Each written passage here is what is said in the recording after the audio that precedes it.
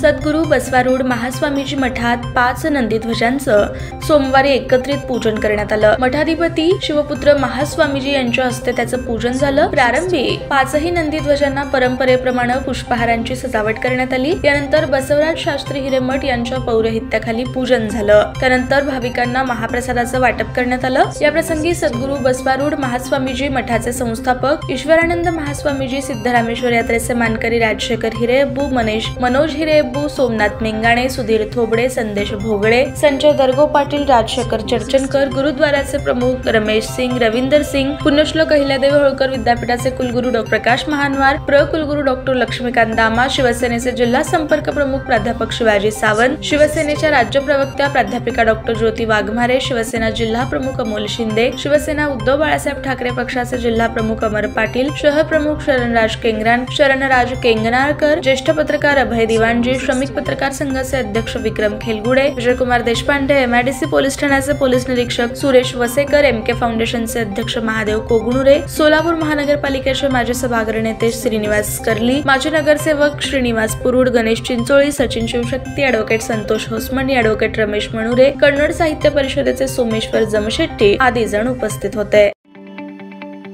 ताज्या बातम्या पाहण्यासाठी प्राईम महाराष्ट्र न्यूज चॅनलला सबस्क्राईब करा।